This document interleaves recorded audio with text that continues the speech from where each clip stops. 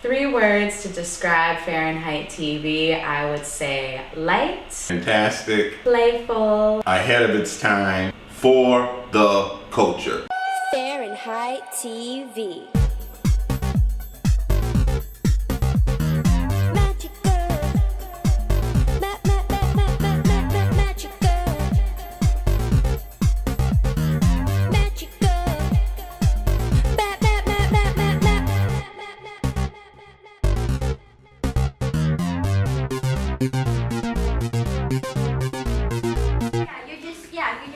Put in the tape and it'll say 2019. You're like, word, and we'll just keep dancing. So from the beginning of the show to the end, I'm just gonna go through it. I can't believe, first of all, it's been 10 years since I filmed Fahrenheit TVs. Like, that's a whole decade of a lot of things to just really take in. That, like, wow, I did that. I gave birth to something that was able to, create a safe space for artists, creatives, leaders, other professionals, and everyday people that we see in our community to come and share their greatness. I was able to create that platform, that space, and that gives me a lot of pride, a lot of joy, and a responsibility that I didn't take lightly. New studio opens up this month, and I am so excited because I've missed this studio so much. This is our original studio. What inspired me to become a producer was, I remember when I was 7 years old and I got the blessing to watch Michael Jackson's Making of Thriller, and that literally changed my life. Like, I remember I think I saw the Making of Thriller before I actually saw the video, and when I was watching it, I just was so inspired that all these different people who have all these, variety of skills came together to create something so legendary and epic in our culture. And something that was so much fun. I mean, I know the choreography, I know the song, I know everything about that, but none of that would have stayed in my mind if all those people didn't come together to collaborate to create something great. And so, I mean, other than Michael Jackson's artistry, I always appreciated that he put so much effort into his music videos, and how, it went around the world and people just really learned more about Black culture, they learned about music, they had fun. I just love that aspect of being able to create something from the beginning to the end. From there, as a kid, everything I did was a production. Science projects, school projects, anything. That was always a production for me. And then when I got in high school, I got a little brave and I was like, I wanna make my own production. So I remember I did 2 school, the whole school came and I did a performance for Black History Month. I even did a evolution of music performance, which needed a little work when you think about it now.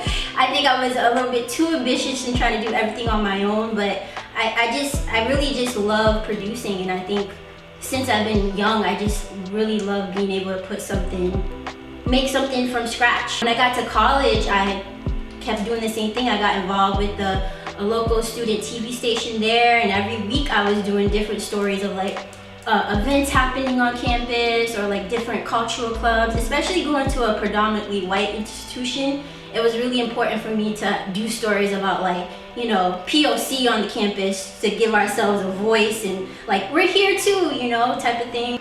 And yeah, I just wanted for us to feel seen, heard, and celebrated. I think when I was little, I always wanted to have my own show. I really wanted to be a music video director for a long time. I used to really analyze music videos and be like, I would have done this shot, or I would have done this concept.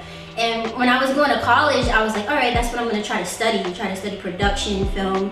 And I went to UMass Amherst, and it wasn't really a hands-on program, it was more theory-based. So it was really important for me to get those outside experiences, through internships and stuff. Unfortunately, I was paying for school by myself, so it was a little hard for me to do internships while I was in school because there was just a lot to juggle. So when I graduated and I was applying for all these jobs, I just kept getting rejected because they were like, oh, you don't have enough experience.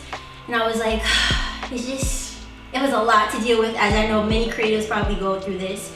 And I was like, all right, I'm just gonna get the experience that they tell me I need to get. So I applied for an internship at the Boston Neighborhood Network, also known as BNN, and everything changed for me. I was an intern for the fall semester, so for about 4 months. And while I was there, I was blessed to be taught more about media production and learn how to use more of the technical equipment and stuff, which I had a little bit of experience while I was in college, but this one really gave you the hands-on experience, especially being able to work with like veterans like Leroy and these other professionals who've been in the industry for like decades. So you're really getting that like one-on-one experience. And I was interning and I was watching all of these producers, which were like local people in your neighborhood, just making their own shows about all sorts of things. Every show was very different, and I was like, you know what? I need to revisit this dream of mine of having my own show. And so after I was done with my internship, I was like, all right, I'm ready to have my own show. And the initial goal at first was like, all right, now that I have this internship, if I have my own show, now I could really build my portfolio. But after I filmed my first episode, I forgot about that goal. My goal now was to like create a platform of my own, to build my own legacy, and really just to put people in the spotlight that I feel like deserve their flowers, they deserve that shine. And yeah, that was the start of Fahrenheit TV. Hi, beautiful people. My name is Farah Jeune, and welcome to the all-new show, Fahrenheit TV. So season 1 of Fahrenheit TV was all about experimentation. I had this goal of like, all right, I want to make my own platform, I want to celebrate people's greatness, but I wasn't really sure like, where I wanted to take it. So the best way to understand your path is just to try new things. My first episode, I interviewed my grandma, a Haitian woman who sacrificed so much, for my whole family, and she also, survived the 2010 earthquake. I did my grandma's interview while I was drawing out her life, which was really fun. Leroy, he was my first person on the Fahrenheit stage, and I just did a nice, one-on-one interview with him. Hi, my name is Leroy McLaurin. I was born here in Boston, Massachusetts. I've lived here all my life pretty much. I did work for Channel 5 for 36 years. I was one of the first black technicians to ever work in the city of Boston, behind the camera or editing and stuff like that. Farah took the class at BNN and how to become a producer, director, and how to do productions. And I have to be honest with you, out of her whole group, I knew she was gonna make it. I knew she was gonna be successful because she put everything into what she was doing. She just wouldn't settle for something simple. She tried to really extravagance it. She was nervous because her first show, she asked me, she said, Leroy, can I interview you? And I said, sure. I said, I don't do this, but for you I will. That's how much I care about you.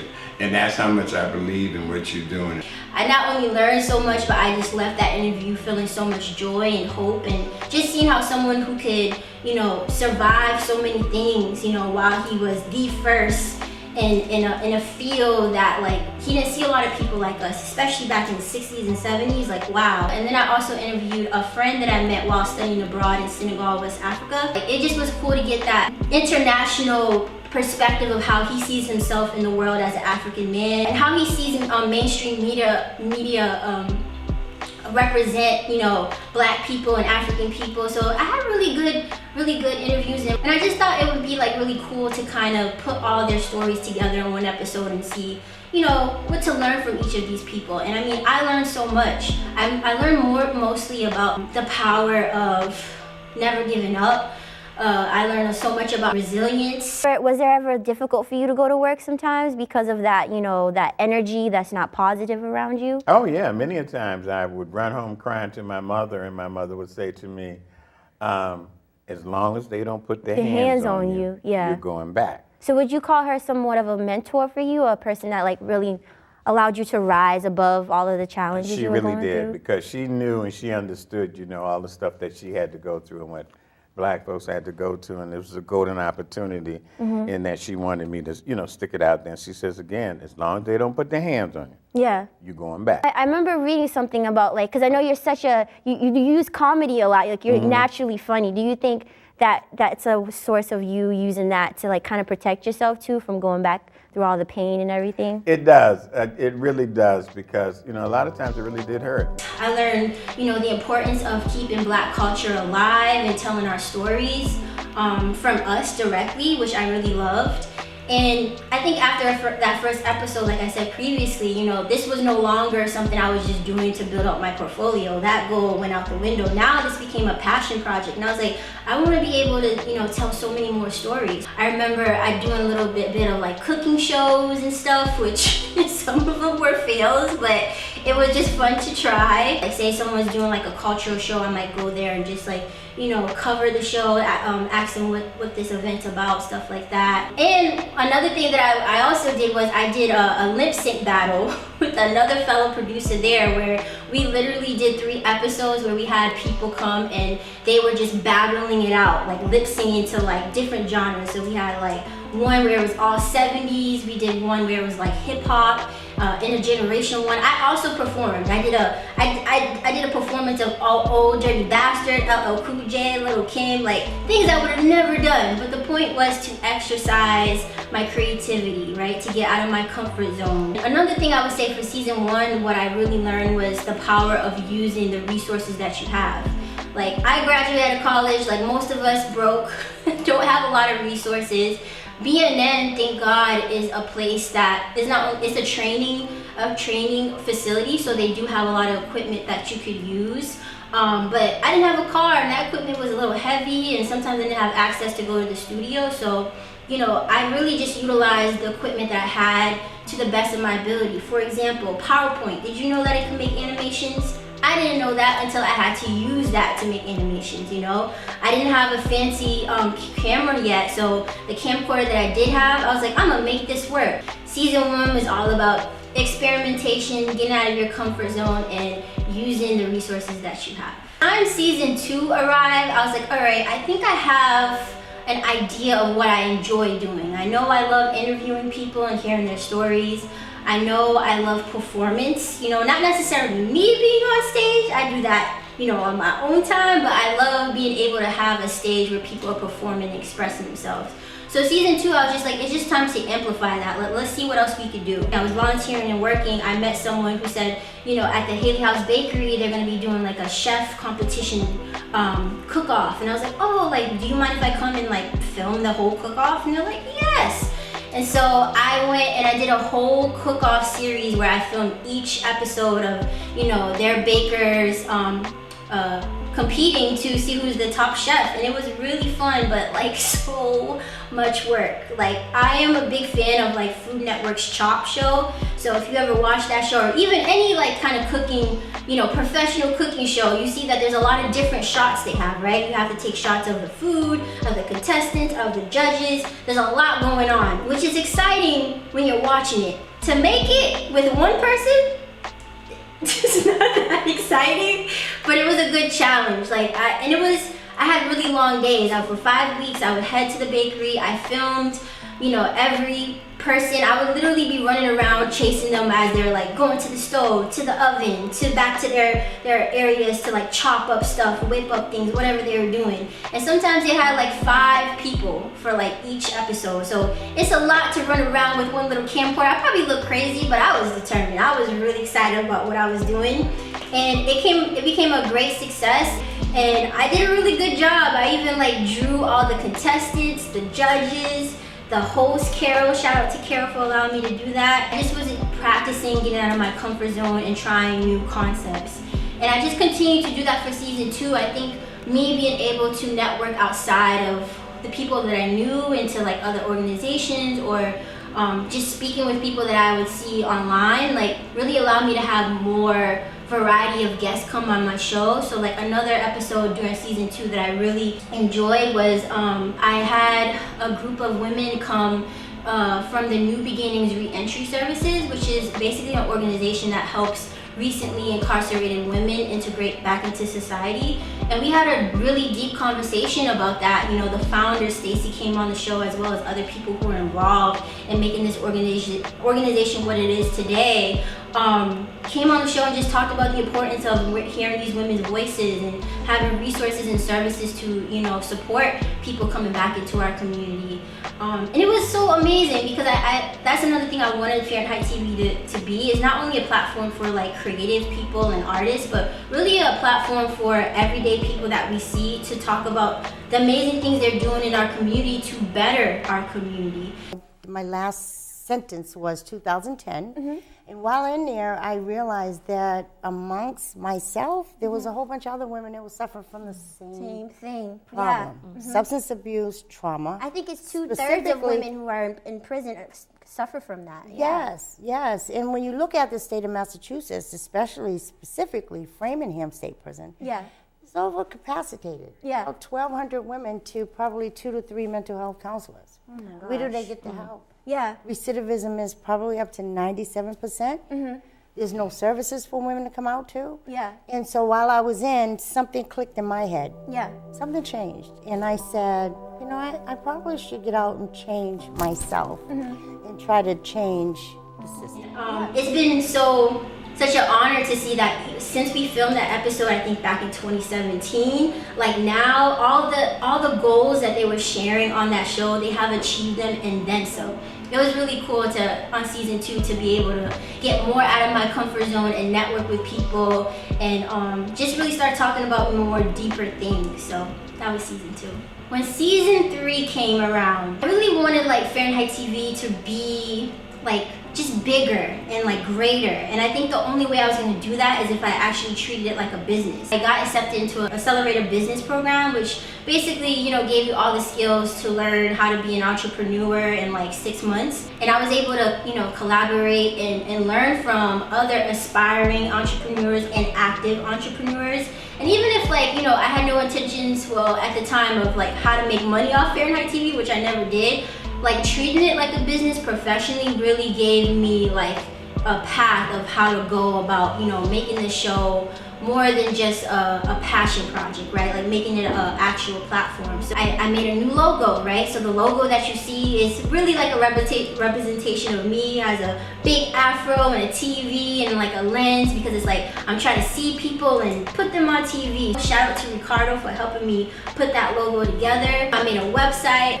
I also, you know, made my own social media pages. Before, I was like sharing my content on my personal pages, and it's like, once you get a professional page, then it's like really, you know, this is serious. Like, this is a business. I did a lot of things to really brand Fahrenheit TV and also like make it a platform of its own. And after doing that, I think I really just started heading for like bigger and better things. Like season 3 was my first time doing all live episodes. So at BNN, like you have the option of either doing tape shows, so you film it in advance and then you could edit and, you know, release it when you want to, or you could do live shows, which is a lot more exciting. It's a lot more challenging, but a lot more exciting because, you know, you could tell people like, hey, I'm Farah Jeune, host of Fahrenheit TV, and we're coming to you live in less than 20 minutes here on BNN channels Comcast 23, RCN 83, and Verizon 1960. Like it's more pressure, but it just like gets to the point. It's really good practice, and that's something I really admired at BNN, is that they really like challenge you to like try new things. And yeah, and that was like the start of the best season of Fahrenheit TV. Season 3 of Fahrenheit TV, like when I think about it now, because it was so fast, I was so consistent this time. I was producing shows every month, and like I don't think people realize the amount of work that goes into production, especially if you don't have the team of people that you see in these like big, you know, network shows that we watch to make this happen. So at BNN, you know, it's a training facility. So, you know, all the people there are learning how to use equipment, are doing this stuff for the first time. But, you know, when you are a producer and you're trying to find your time slot, you don't know who's going to be able to volunteer at that moment. You don't know who you're going to have intern. So a lot of the times of Fahrenheit TV, especially for season 3, I did not have enough volunteers. I did not have enough interns. So in between commercial breaks, I'm getting off the stage to turn the camera to get a different shot, because you got to make it work. When I first found out about Fahrenheit TV, I was just an intern at Roxbury Community College. My study at the time was broadcast media technology. Thanks to my old professor, he got me to do an internship at the Boston Neighborhood Network, and I fell in love with it. Then I met this incredible woman, Farah, and I looked at her artwork. This woman's very talented. She could go places. My favorite episode that I was involved with was the Soul Train.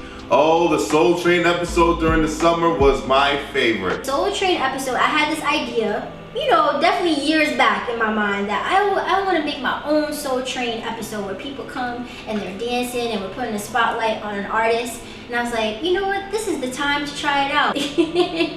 When you watch the footage now, it's a lot going on. And the reason why it's a lot going on is because, again, you know, didn't have a lot of time to practice this. I think I was lucky that day to get in an hour before the show started. We had maybe 10 guests, like the dancers. I had a co-host, my second co-host for the first time, and we also had an artist to interview. So there was a lot going on in that episode, but it was so much fun. Everyone doing their dancing, everyone doing their best dances, oh, their best moving and grooving. Oh my goodness, it was an amazing feeling to be a part of that. Not to, even though I was just an intern and a cameraman at the time, but this was basically a blessing because, and technically I don't dance that well, but I did have a few moves here and there. We actually had like a Soul Train line going. You know, I was the first to start it off, doing what I can. We had an amazing DJ, which shout out to DJ Lady Lee for supporting me throughout Fahrenheit TV, because like she would always bring the great vibes, and especially for the summer episode, like, you know, there was such a great mix of music.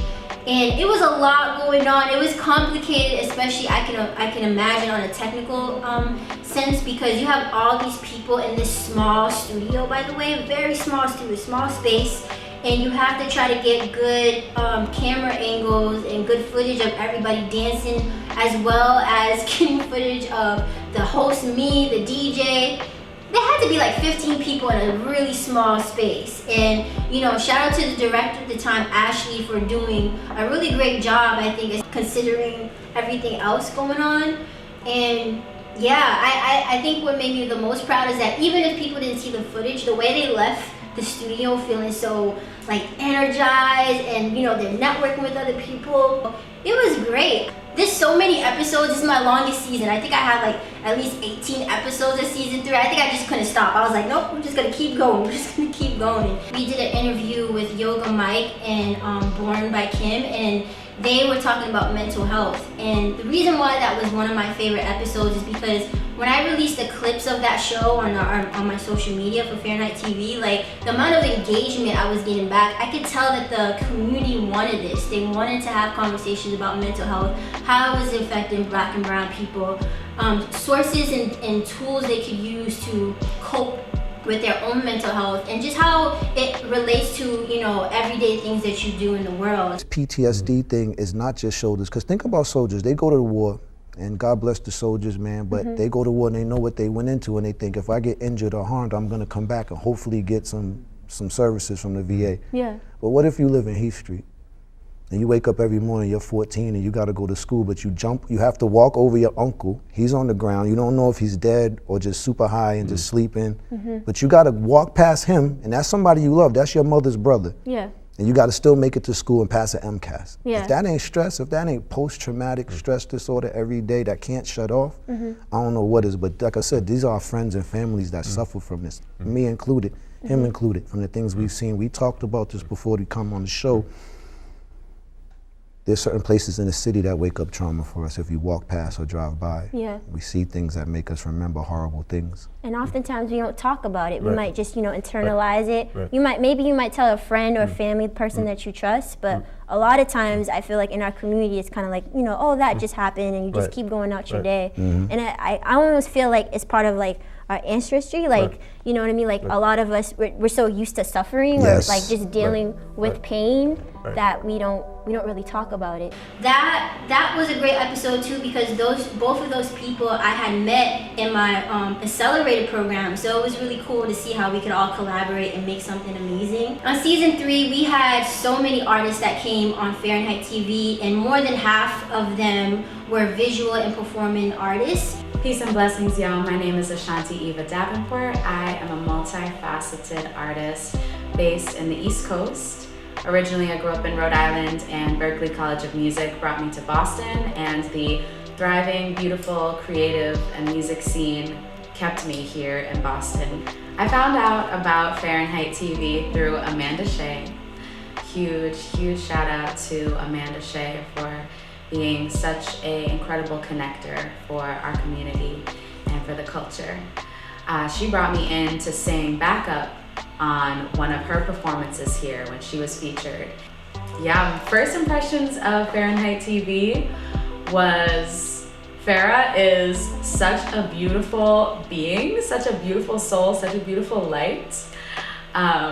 Really holds a very sacred space for artists to share their most authentic self and be free in their creativity, and I just found it so beautiful to be supported in that way. I was asked to come back and do my own interview and performance on Fahrenheit TV. Showed up, just immediate, beautiful support and service. It was like, here's the snacks, here's the water, everything that you need is here for you, let us know what you need. Just real like love and familial and superstar treatment, honestly. I felt very much at home, and I felt very catered to and loved. I just remember feeling so honored in that moment to be a part of something so special, and I felt like I was seen as the artist that I am. I felt like I was catered to as the artist that I am, and treated the way that I deserve, which was so lovely to experience that, because as an artist on the rise, it's not very often that you find somebody treating you like a superstar, you know? So I was really grateful for that experience. The whole team on Fahrenheit TV, everyone was so excited. Everyone had listened to my music in advance. Everyone had done their research, done their homework on who I was as an artist. They all had questions to ask. They all had favorite songs to point out. I just felt really loved. I felt really loved. The questions that Farah asked me, she went in depth about my EP. She asked me why I had chosen the songs and listed the way that I did. She asked questions that no one had ever asked me before in an interview, and I had been doing a lot of interviews at that time, as I had released my first EP project, Letters to Self, in 2019. So I was doing a lot of press and promotion on a press tour at that time. And this was my first experience with someone really taking the time to listen to my project and ask questions based off of my creative process and their interpretation of it. So to be seen, that's what we all want, right? So I'm incredibly grateful for the experience of being interviewed on Fahrenheit TV, and incredibly grateful for this experience now. Shout out to the documentary. I think for season 3, because it was so consistent, I was really busy. Even if it, every month I was putting these shows together, it takes a lot of time to put stuff like this together, especially if you care more about quality than quantity. And for me, I always care more about quality. And so I think I always did the best I can and more. And I'm really proud of season 3, because it really showed me that I am a producer. I could be a producer. I could, come into a room and talk about my work with pride, and talk about the people I meet and how much talent, especially there is in Boston and New England, that gets slept on. We are mostly known for our schools, our education, and more of our liberated views, but a lot of people don't talk about how many incredible artists and creatives we have in Boston and New England. So I'm really glad that this platform, especially for season 3, was able to shine a light on that and talk about things that were important in our community. When season 4 of Fahrenheit TV arrived, it was the beginning of 2020. Guess what, bitch? Coronavirus! Coronavirus! Shit is real! Shit is getting real! Shit is real! Coronavirus! Shit is real! Shit is getting real! Shit is real! Coronavirus! Shit is real! Shit is getting real! Shit is real! Coronavirus! Shit is real! Shit is getting real! Shit is real! Coronavirus! So before we knew that the world was going to shut down, it was February of 2020. I did my first live episode with 2 guests. It was Jeremy and another amazing singer, and I was feeling good. I was like, all right, season 3, I learned so much. I got to exercise, my creative skills. I went way more out of my comfort zone. Like season 3, what I learned was that season 3, people were coming to me. Before, I had to reach out to people to get on the show, but season 3, I would be booked 3 months in advance. So people really wanted to be on the platform, which gave me so much pride, especially having such a small following. So by season 4, I just was feeling so confident. All right, we did a big season 3, we're about to do a big season 4. And then we filmed our first live episode, and then March came where I was ready to, film the next episode, and it's like, nope, shut down. So season 4 taught me of how to move with the times. So season 4 was all virtual episodes. And it actually worked out. I never heard of Zoom, to be honest, before the pandemic, but Zoom became an amazing platform that I kept using because I would, be able to record these episodes with people who are in the comfort of their own homes. We all are trying to survive and thrive through this, unknown time, very scary time, but it was amazing that during season 4 that people were still able to share some of their joys and the things that were keeping them, going during that time. And also things that were still happening in the world. Besides the pandemic, people were still going through mental health struggles. So we had episodes where we talked about, upcoming events, that could be virtual and in person in a safe way where people could come and get the resources that they need. We talked about Black Lives Matter and how that was, affecting all of our community members, and seeing, the Black perspective in different ways. How is this affecting the trans community? How is this affecting women? I don't believe it's everyone's job to be on the front lines. Everyone is not built for the front lines. There are people who are built for backstage. Yes. There are people who are built for behind the scenes. And that is just as important as the girls who are popular, or as the folks who have platforms. I think it's important that we remember that everyone has a role to play, and that no one should ever feel like they're not important enough to work for the full and total liberation of Black, queer, and trans people. So season 4 was a great surprise for me because at the beginning I really didn't know what to do. I was like, oh, okay, I don't know if people would want to be recording so much because we were all living on the internet during that time, especially we were reliant on it. But it worked out. Season 4 gave us virtual, more in-depth interviews, and so I think it all turned out well. Season 5 arrived of Fahrenheit TV. This was maybe a year or 2 after 2020, so maybe the beginning of 2021 going into 2022. And I was like, all right, I had the virtual experience, but now things are starting to open back up in society, right? So we could technically go back into the studio and do live episodes, but we're not quite there yet. Some people don't feel that safe. And I was like, you know what? Let me just continue to work with this virtual experience and eventually get back to the studio. And so for season 5, I was like, I think I want to reach out to people outside of Boston and New England and kind of introduce people to artists, who live in the South, who live in the West, and just kind of, integrate so we could just learn about each other. And we did that. We did some episodes where we got to learn about artists in Atlanta, an artist in New York that I got to interview, which was cool. I got to interview Kat Morris of Bands Fest, which was an honor for me because I've looked up to her for so long. And things were going well, and I was like, eventually I'm doing these virtual episodes, but I'm gonna get back into the studio one of these days.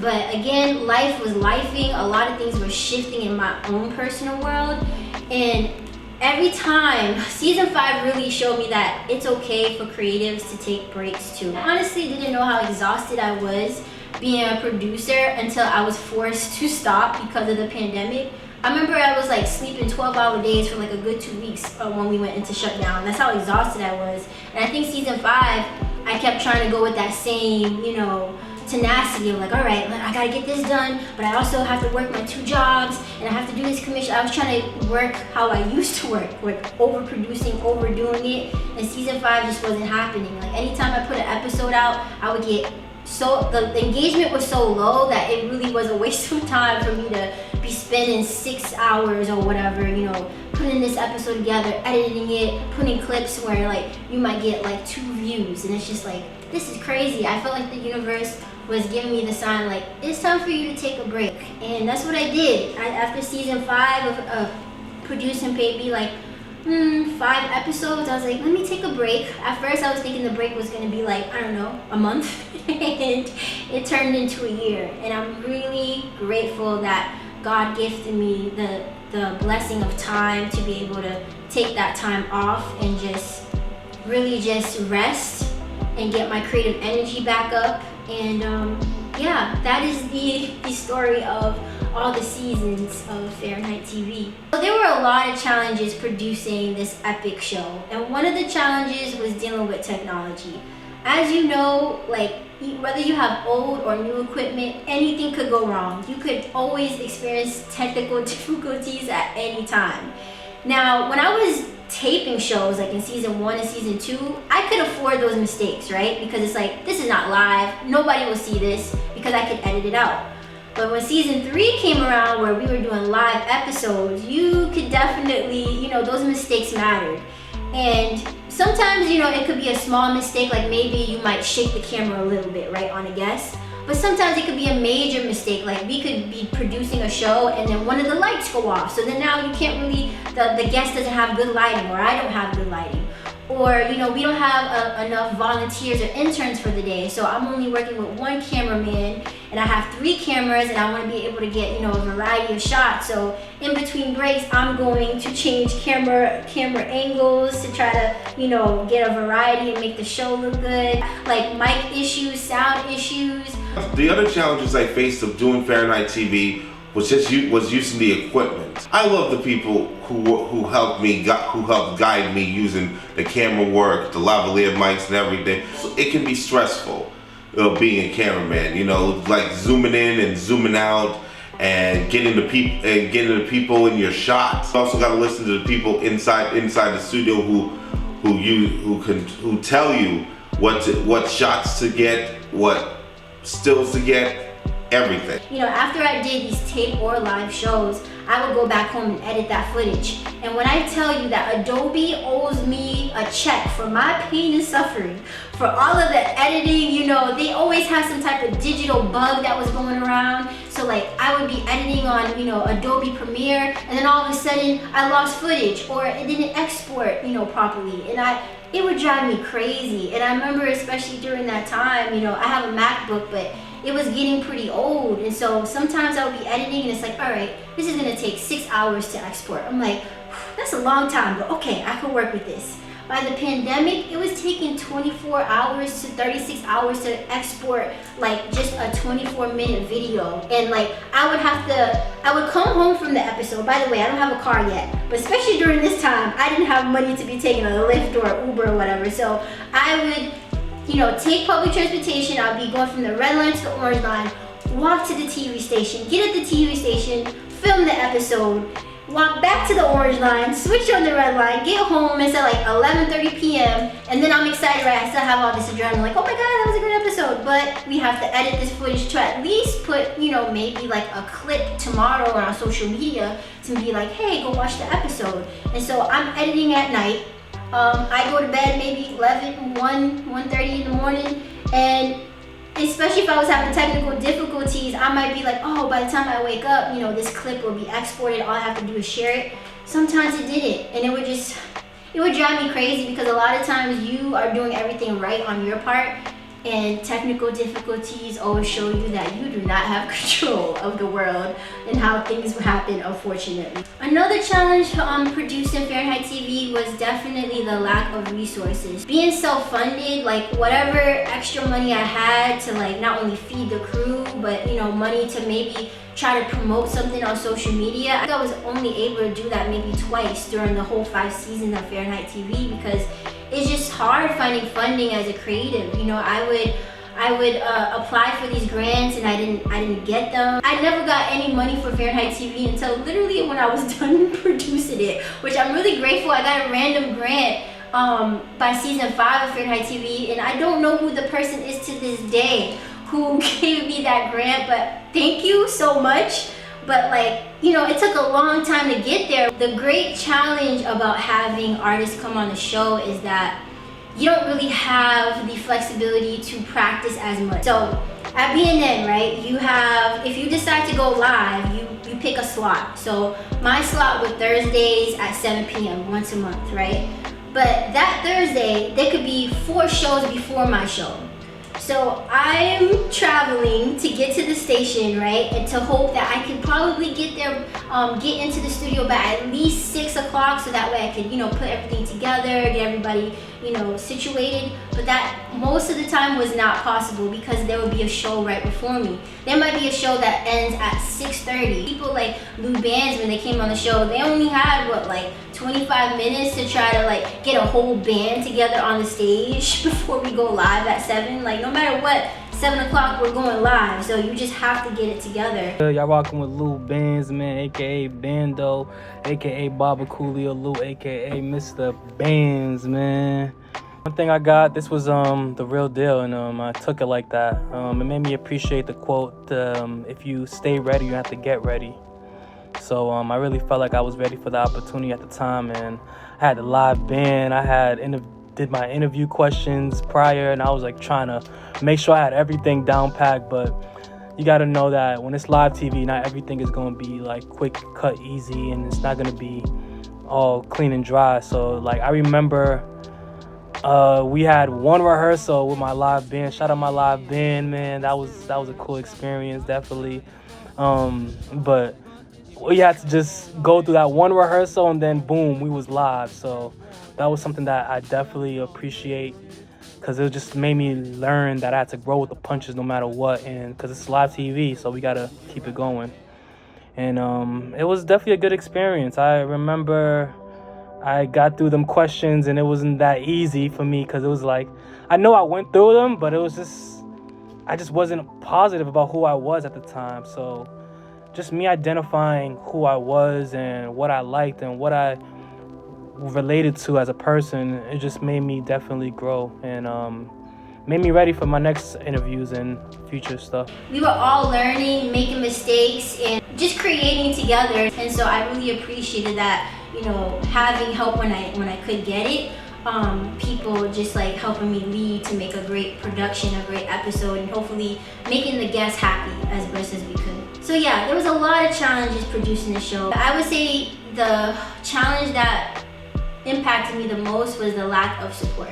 I remember one day, you know, like every other month that I did, especially for season 3, I was going into BNN for a show. Someone stopped me and said, you should be careful of the people you call friends. The people you think are rooting for you are not. Of course, it broke my heart. It shattered it. It wasn't something I would want to hear before a show, because now my mind is off of everything I need to do.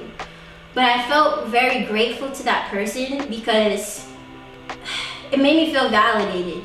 But for a long time, not all the time, I was getting little signals of like, you know, maybe I didn't have the best people around me, or, you know, I overheard people gossiping and saying things about me and my show.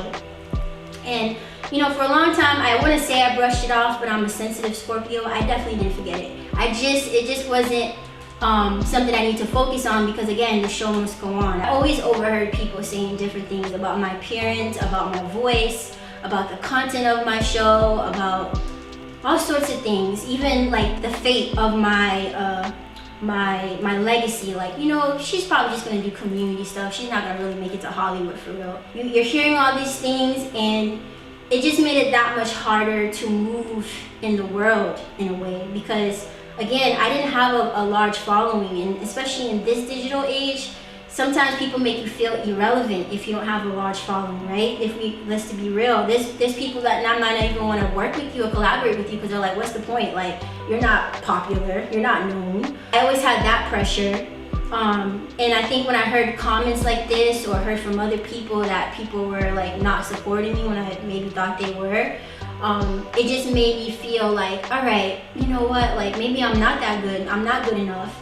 Also, you know, getting rejected from jobs, especially in this industry, like it just was really hard. I remember 2019, I actually got fired from the first job I had in this industry. And I remember when I first got the job, I felt so proud, like finally I'm doing something that I actually went to school for. And then I got fired a few months later. And it was the beginning of 2019 and I had a show the next week. And when I tell you that, like, the way I was able to find the strength was really through my guest on the show. That my guest on the show that month in January of 2019 was Sophia Leslie, who was another incredible artist. And I remember asking her, like, you know, how do you deal with challenges? Her answer really motivated me to keep going. And that's something that I really looked forward to for Fahrenheit TV. It became like kind of my safe space. I would, almost every guest I had, I would ask them how they dealt with challenges, because I was trying to learn myself. It wasn't just for the audience. I was trying to, you know, keep myself motivated and going when you don't have support. And a lot of times too, unfortunately, like the people in your inner circle you would think would support you the most would be your biggest cheerleader, and that wasn't the case, at least for me. A lot of the people that ended up being more supportive were people I'd never met. I started dimming my own light. I never talked about Fahrenheit TV with people unless they knew I was doing the show and they brought it up, or, you know, or I had to. Like if it's like, oh, tell me about yourself, I might bring it up. But I started dimming my own light because I thought maybe if I keep the peace for everybody else, I'll be at peace. And that definitely was not the case. I was not at peace. I didn't really deal with my feelings. What I did was I overproduced, I overworked. At first I had this, you know, this thought that like, you know what, I'm gonna prove them wrong. And I know that works for some people where you're like, all right, I'm just gonna keep shining. I'm just gonna show them like, I'm not the person that you could, you know, underestimate. It actually ended up making it worse for me. I think it made me more like, it made me spiritually sick, because I wasn't dealing with the issues. I was just trying to overwork and overproduce. And that's why by the time the pandemic came, I realized how exhausted I was, right? Because I'm overworking and overproducing, trying to prove to not only the people that, you know, may not be rooting for me, but also trying to just prove my own self-worth. That was one of the biggest challenges for me. And it's something that I allow myself after season 5 to take a break and reflect and heal from that. And I'm still healing, and I feel a lot better and at a better place. I know my self-worth is not tied to my work, which is something I want to tell other creatives. Your self-worth is not connected to how many followers you have on TikTok and Instagram. It is not, you know, tied to how many accolades you have at all. It's who you are as a person. While all of this was happening, while producing Fahrenheit TV, I kept going. I think, yeah, I was working, I was overproducing, but I never stopped. Every time I made a mistake, or, you know, an episode didn't get as much engagement as I thought it would, that never stopped me. I just kept experimenting, I kept going, I kept trying. Maybe one thing I regret is not asking for help or dealing with my feelings at the time, but I actually think, you know, certain things happen for a reason. I think I had to go through that to know that, like, overworking and overproducing is not the way that you deal with, you know, heavy emotions. Like, allow yourself to feel, process your emotions, and then when you're ready to get back into the game of creating, do it. Like, art is not going to go anywhere. You will always be, if you're a creative, you will always be a creative. You can take 5 years off, 15 years off, 5 minutes off. Like, you will always be a creative, and you will create when you're ready. And allow yourself to deal with your feelings and your emotions, because it honestly makes you a better creative. It makes you a stronger person. Everyone who sees what you do is meant to see what you do. Everyone that experience your art form is meant to be there. You might be singing to one person in the room, but give it your everything, and that one person might walk away with a completely shifted outlook on life. They might start their passion. They might go and start a nonprofit that goes and helps hundreds of thousands of people just from that one moment of you performing to one person. And we can take that experience and we can look at it as this is a flop because only one person came to this show and I don't have the energy to give my all because I'm not performing to a big crowd of people. But you never know what that one person could do if you give them your fullest self and you allow your fullest self to be seen in those moments that you're given by the universe. You know, every moment that we get to perform, to share our art, this moment right now, to share my words, I'm so grateful for. And I want to give it my everything. You know, I want to tap in, make sure that I'm sharing what's meant to be shared, and give it my everything, give it my best. Even though it was one of the biggest challenges I dealt with on the show, I'm very proud of myself of how I was able to keep going and how I was able to get some of that healing energy from the people I was lucky enough to collaborate with, to connect with, and to also learn from. I got good energy in all of my chakras. Kicking on the top like soccer. Doing it to death for my partners. We don't know what they got on us monsters. I just have so much tremendous love and respect for the people who supported me producing Fahrenheit TV, because it is impossible to do it all by yourself. And I want to emphasize that these people all volunteered to do this. None of us were getting paid, but all of us love to create. We had a passion for the arts, we had a passion for our community, and to be able to have a platform where other people kind of saw that mission and wanted to be a part of it, even if it was a small way, even if they were part of it for one episode, or you know, they were part of it through the online community. Like every view, every comment, every hours that you spent on Fahrenheit TV means so much to me, because it wouldn't have been possible without my community. Like my community, I was inspired by the people I see every day who are building their own legacies, right? For them to see, you know, their neighbors on TV, you know, discussing events or you know, sharing their talents, made them, I hope made them believe more in their greatness and made them understand that there's so many things that are attainable in this life, you know, this short life that we have. There's so many things that you could do.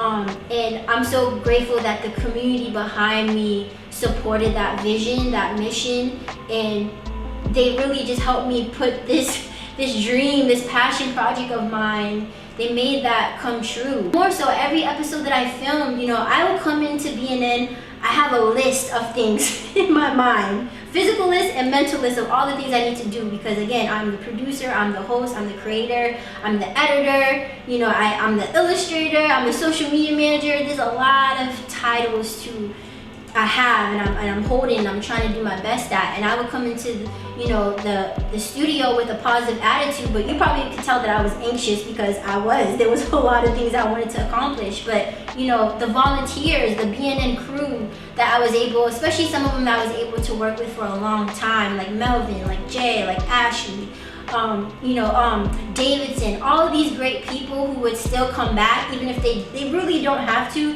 be part of the show, meant so much to me, because they would give me encouragement, even if it's not through words, but like helping me out with things. I'm not the best at asking for help, but they would just get things done. Like they would just be like, oh yeah, let's just move this table and you know, we'll get rid of this prop and we'll have the people will sit here and we'll fix the lighting. And I'm like, oh yeah, one less thing I have to worry about on my list, you know? So like those people, I have so much tremendous love and respect for, because thank you for helping me put that together. Thank you for trusting me in my vision. Thank you for being part of it.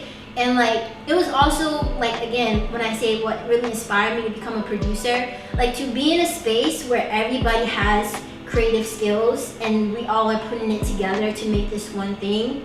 That is the dream. That is what initially got me into wanting to be in this field. So like, I always felt, even if I was stressed with all the things I had to think about, I always felt energized being around that energy. Like, it's like, you just feel at home.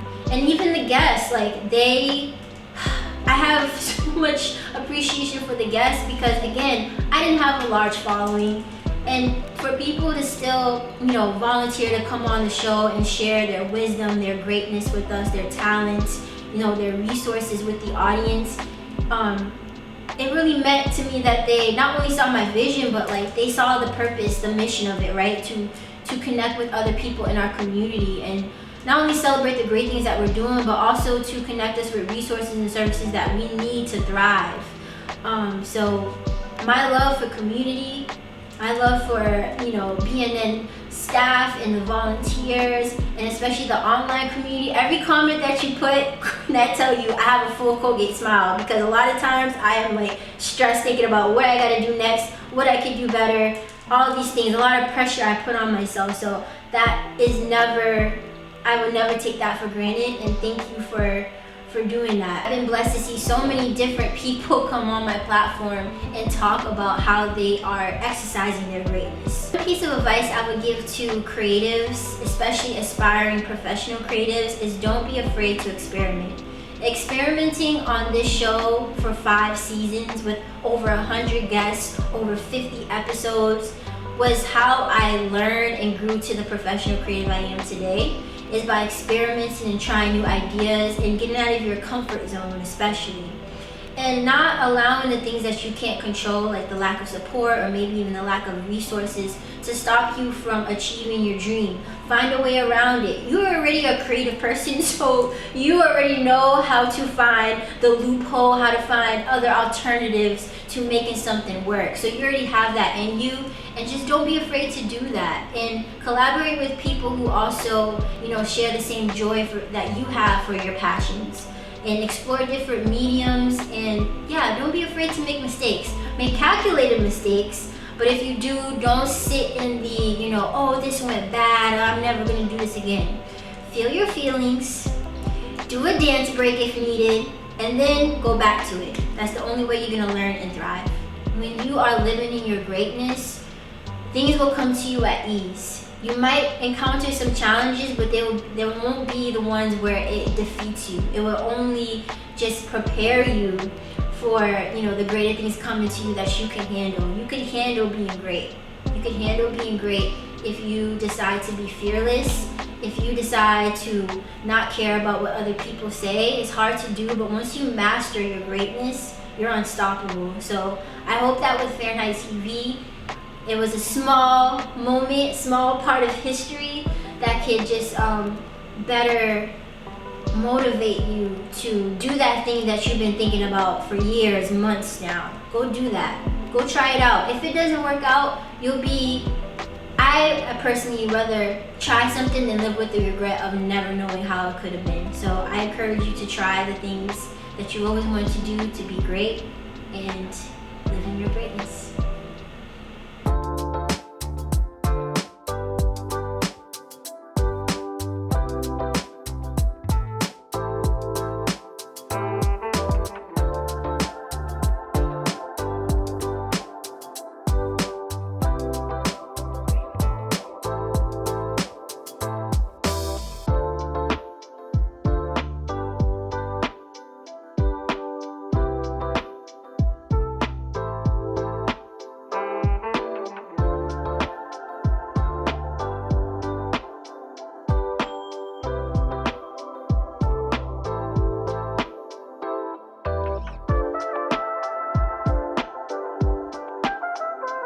Because at the end of the day, you can never be limited when it comes to creativity, and we're all meant to do what we need to do at the end of the day, and don't ever stop your calling. And for Farah, like it was such an honor to be on your show, and I really, really am thankful for the opportunity, and I need to see more coming soon. I'm waiting. Farah and Fahrenheit TV just has this like vibe of like safety. Like, I don't know, just like Farah, first of all, when I talk to her, I feel safe. She just gives the most comfortable vibes, and that was like the whole TV network. Like Fahrenheit TV, that whole show was really genuinely about getting to know the guests, validating the guests, challenging the guests. I just like, that was an amazing time going on. I felt so validated. I felt comfortable right when I walked in. I felt like I knew Farah for years. Like, that's how she makes you feel when you walk into the studio. So thank you so much for giving me and other artists a platform to express ourselves how we want to, and to just feel safe while doing it. So thank you, and happy 10-year anniversary.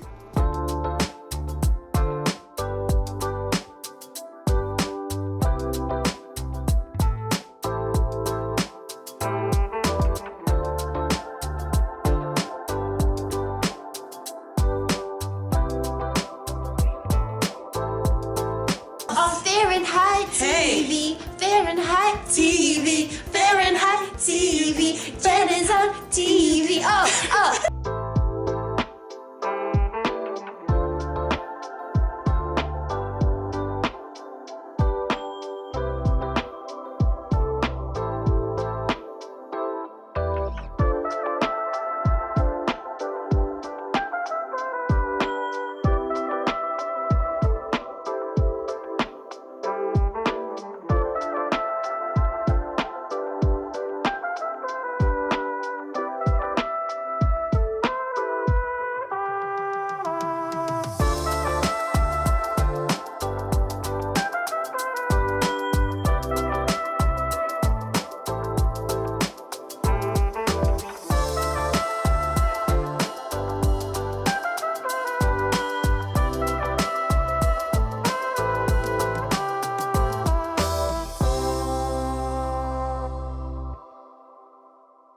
Stay tuned.